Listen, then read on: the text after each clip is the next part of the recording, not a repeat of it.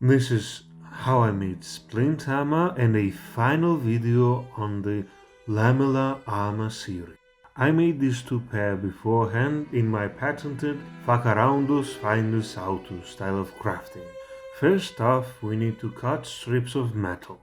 Remember, your arms are like tubes, but your wrist tapers off. So remember that every part of your body should fit the armor. So fit it accordingly, create some pattern to work off of. Then measure out and cut the strips in appropriate shapes and sizes. Of course, it's much better to cut those strips with power tools rather than bare hands, but again, I think it gives it a bit of a character.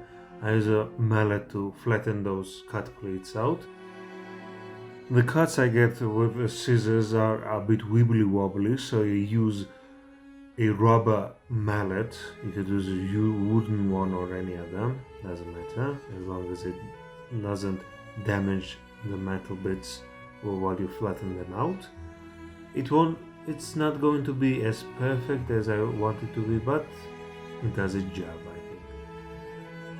Splint armor refers to long strips of metal covering your arms and your legs, but unfortunately it was mistaken by Gary Gygax and other fantasy historians to refer to the whole armor, where they mistook lamellar armor that had splint armor as arm protections and leg protections as to be the name of the whole armor. I also cut the edges off, so in a freak accident, I or someone I'm laughing or cosplaying or doing something with doesn't hurt themselves, because it's always important to keep in mind safety. Now I'm using my patented stick something sticky onto the armor while I work on it so it doesn't fall off method of sticking two-sided duct tape. It's important that everything stays in right place. If the balance or the strips are put in the wrong place, the armor wouldn't work as intended and it would bend and shape in wrong directions and wouldn't fit my arm properly. This type of armor has its benefits and drawbacks. Benefits being that it's much easier to mass produce and it can fit your whole body and your arms much tighter and neater because you can shape the metal much easier.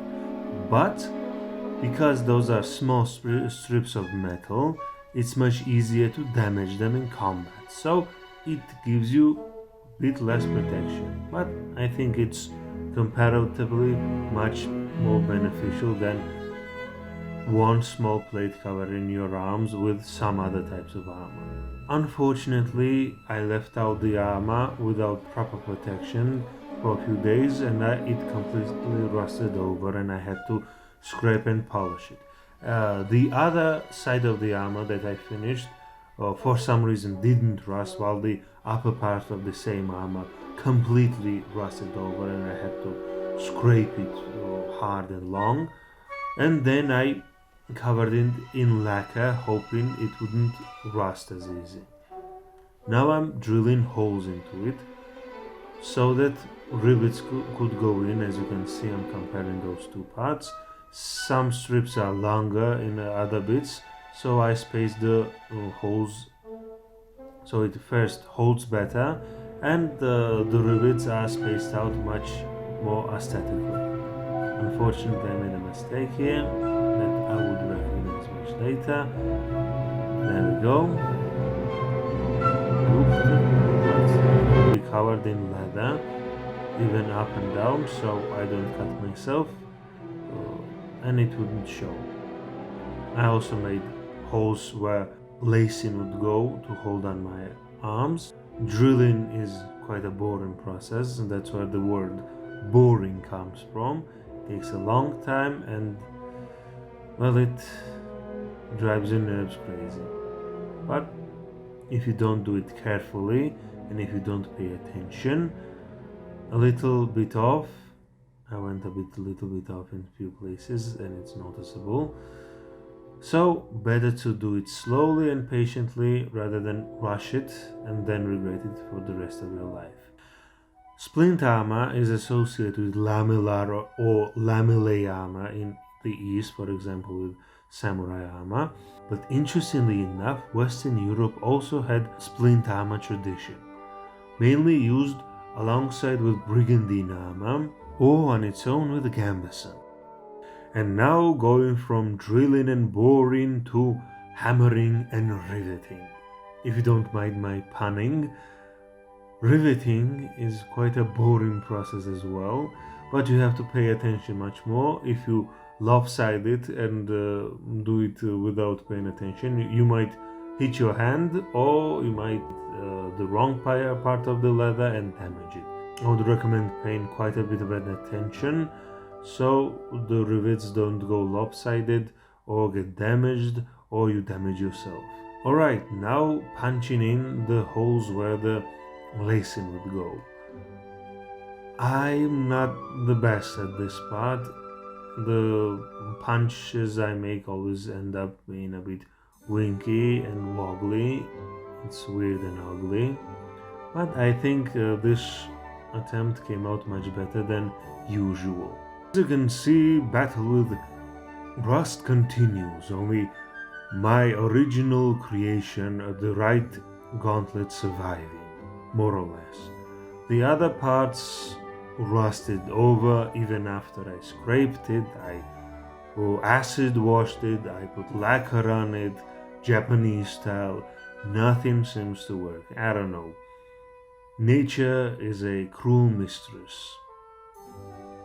In the future, I would much prefer to work with metals that don't rust so easily, maybe hopefully even getting enough resources to acquire bronze. I would like to make bronze armor in future. And keeping up with the tradition, at the end of the series, I also made a RPG version of the armor that you can use. It's made for D&D, but you can retool it for other games. I call it Armor of Martyrs. Mechanics, you can read it on your own. I think reintroducing this type of armor into fantasy consciousness is quite important. And if you would help me, I would like to spread love and joy of lamellar as far as I can.